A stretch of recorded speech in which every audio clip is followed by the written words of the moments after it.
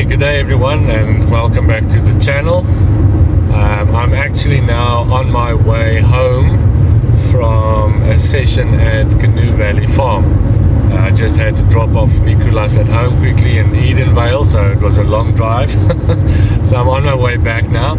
And yeah, so the session at Gnu Valley, why did I choose Gnu Valley today? Well, two reasons.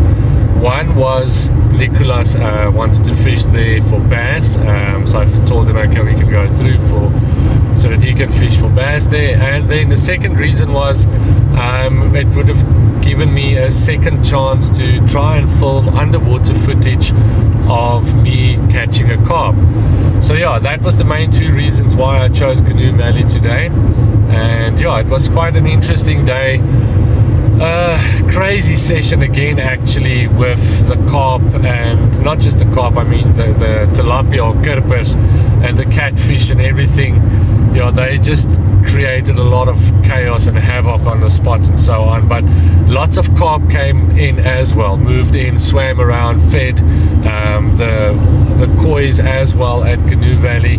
And yeah, it was just a crazy session again today. I didn't catch anything, but I did catch some awesome footage of the koi and the carp and everything underwater, and it was quite awesome seeing the footage. I did go through some of it while we were at the dam. So yeah, so this video is going to be then on the underwater footage. Yeah, I did film in this session and so on, but it turned out, like I said, crazy. I don't know how am I supposed to put a video together with all of that footage. Yeah, it's messed up. It's here and there and all over the place. So yeah, I think this video then is going to be more of me looking back at the session and the underwater footage, especially with the koi and so on. I caught some nice footage of the koi coming in to feed and so on, but also where it spat out my hook bait, not once, not twice, not 3 times, but 4 times that it took the hook bait and it spat it out before the reel could even run or anything. So yeah, interesting session. So yeah, I'm gonna take you guys through this. This is now the intro part, like while I'm heading home, and then through the rest of it I'll explain to you guys what was happening and what stands out and so on. Okay, so yeah, here we go. Gnu Valley underwater footage.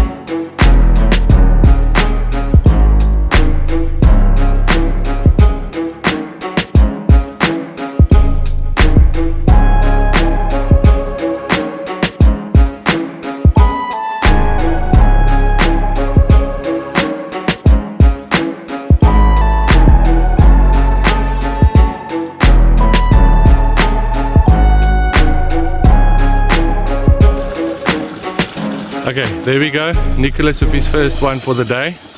Early catch. He's been targeting it here in the corner for a while now. And there we go. Nice one.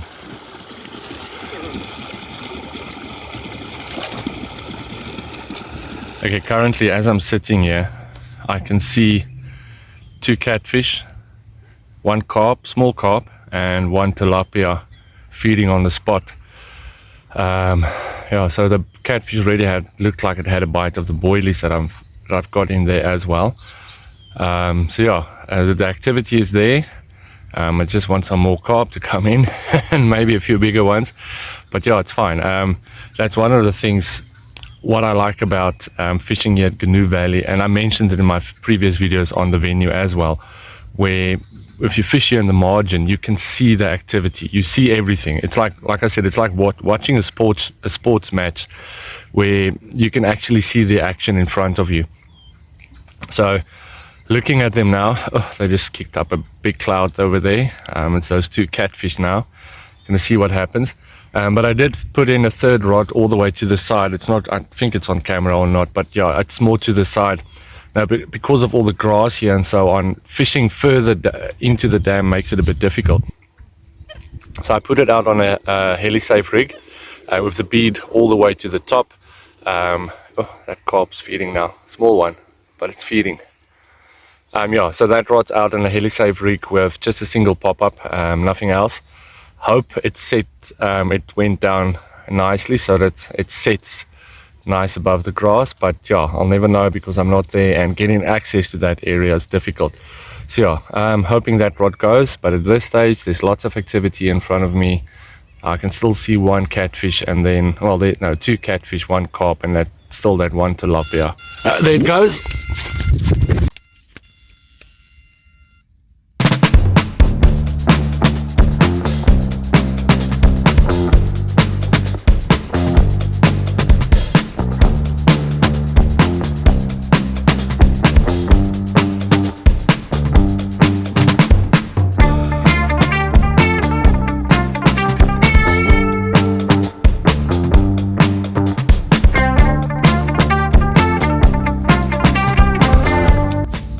Okay, there we go.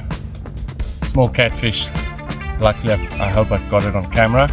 It's still going to be exciting to see it happens. Okay, let's put it back, try again, reset everything, camera, everything, and let's try again.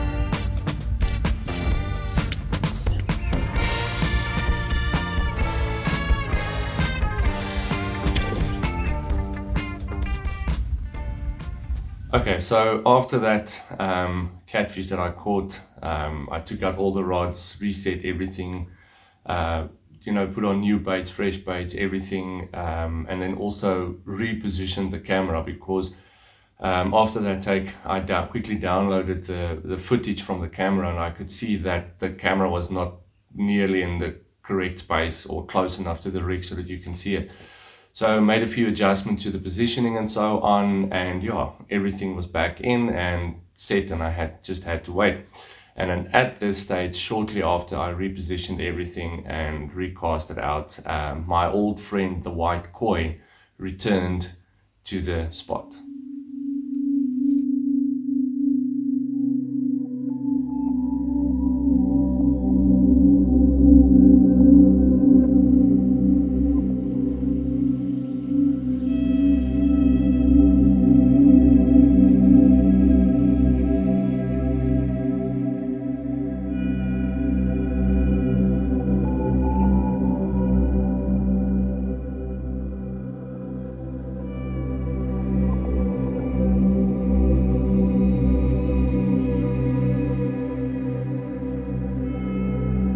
Okay, so as you can see, the camera footage is much better, it's positioned better and so on, so I could see more and better.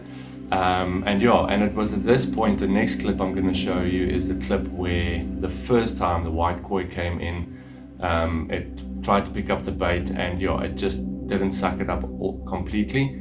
But at this stage, me and Nicholas were sitting on the bank, and remember I told you guys that the water here is extremely clear, it's crystal clear. So we could actually see everything as it was happening. So we didn't really have to wait for the camera footage to see it. and it was quite exciting to see it. I mean, you sit there and you can see the carp or the koi swimming in, you can see it feeding on your spot, and we actually saw it pick up the bait and then spit it out. So this was the first time it happened, so quickly look at this.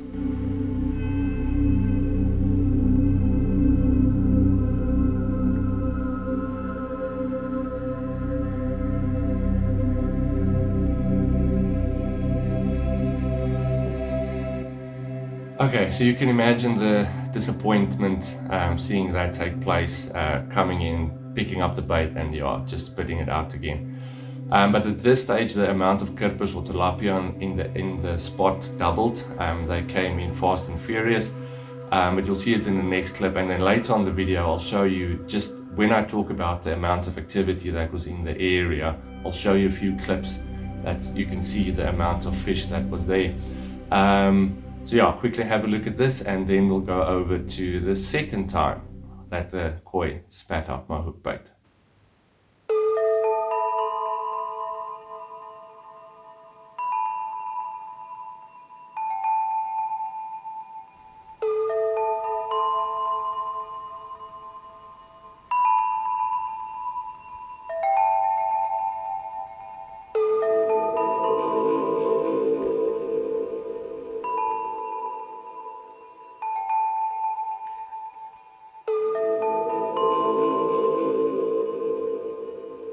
Okay, so the second take was much bigger than the first one.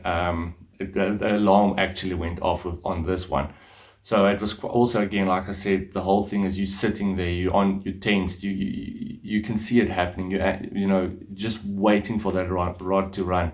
And me and Nicola said we compared it almost to like a rugby match where a player has an open try line in front of them, and then for some reason 5 meters from the line something happens and they knock the ball. It's that effect. That's the feeling we got, you know, going in for this winning try, and then all of a sudden you just knock the ball. So yeah, that was quite hectic. But yeah, from here on end, there's a few more times that it came in, where it actually came in and it was just in front of the boilie or front of the hook bait. It would like almost like centimeters in front of it, it changed direction away from it. So yeah, that was a bit disappointing. And then one of the next clips I'm going to show you is where I had another run with a catfish, where it came in on the pop-up that I had in the water as my other hook bait. So you'll see this also as with catfish coming in, small little catfish coming in, feeding, and then all of a sudden it just rips off. Okay, let's watch.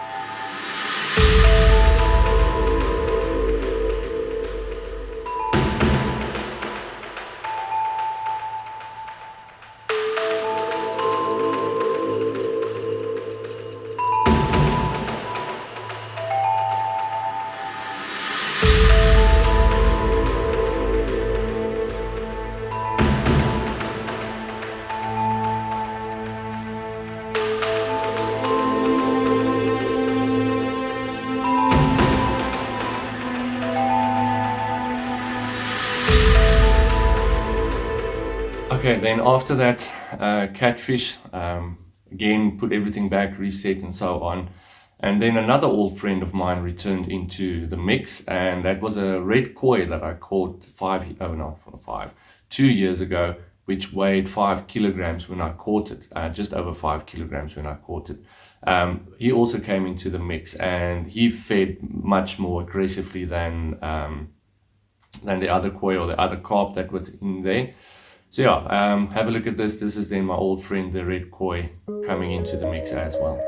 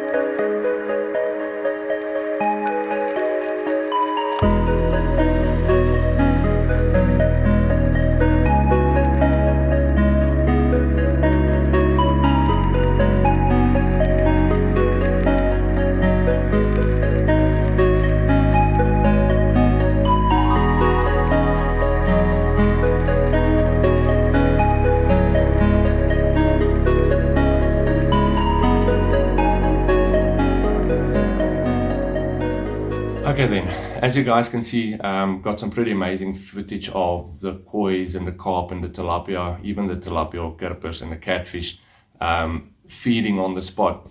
And here's the thing that I wanted to talk about, as I mentioned at the beginning of the video, which makes me think now. So, and it's not the first time that it's happened to me when I fish at Gnu Valley Farm, that the fish that come in, they clean up everything, all the freebies, everything they clean up, and it's almost like they know, but this specific hook bait, or there's a hook on it, stay away from it. It's literally, they feed all around it.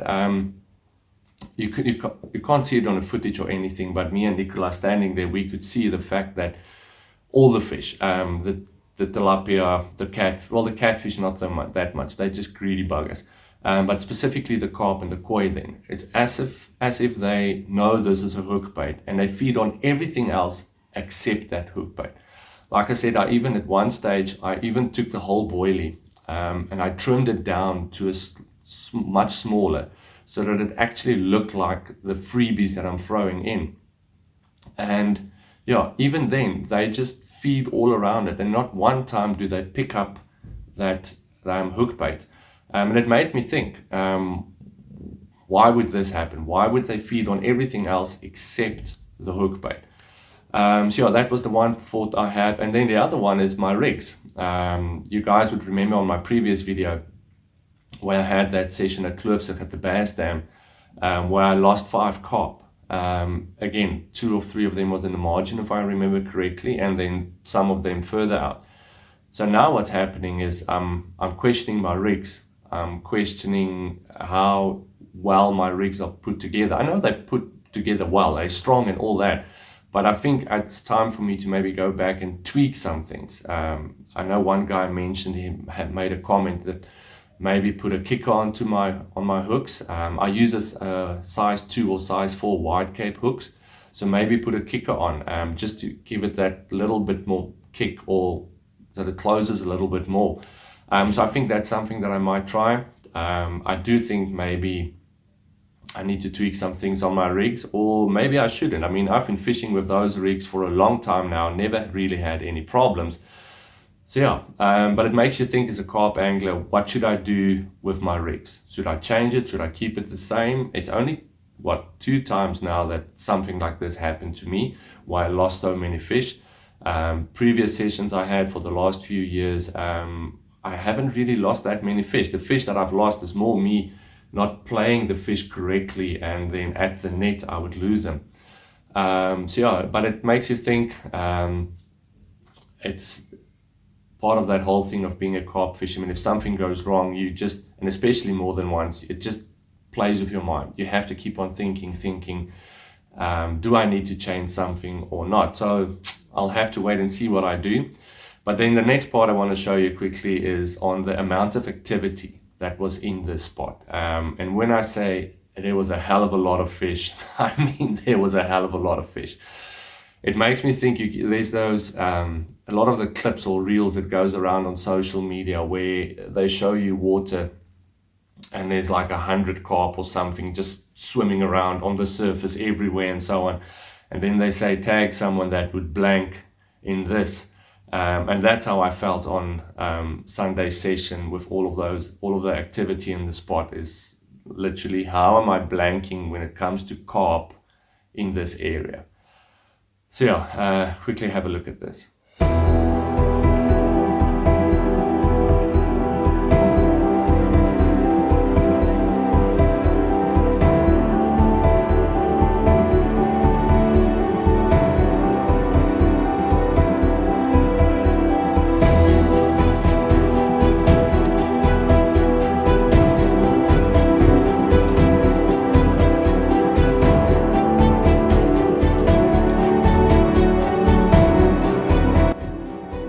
Okay, there we go. Nicolas catching a carp on the fly while I was busy resetting or charging the camera and all that stuff and setting up to cast out again. He landed a carp on the fly. Nice, Nicolas, well done. Okay, so you can see I wasn't joking when I said there was a hell of a lot of fish in that area. At one stage, just before I packed up, I counted 12 catfish on the spot. I didn't even try to count the karpers. They were like a crazy amount of fish there.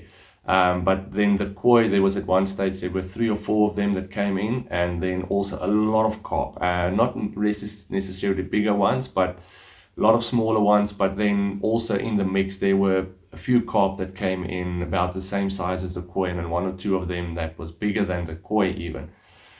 So yeah, but this is my video then for my attempt of underwater footage for fishing for carp. I didn't have any success, but it happens. But I'll definitely be back at Gnu Valley soon to try and see if I can get that underwater footage. Maybe I'll have a wait till it's winter. Hopefully then the activity with the karpers or the tilapia, they die down and they're not that active as they were over the weekend. But yeah, it was still fun filming it, and it was still fun sitting there and actually seeing the carp coming in and then going back to the camera, the underwater footage, to see what you got. So yeah, that was still fun and very exciting. Yeah, but okay guys, if you watch this video, really appreciate it. Till next time, cheers.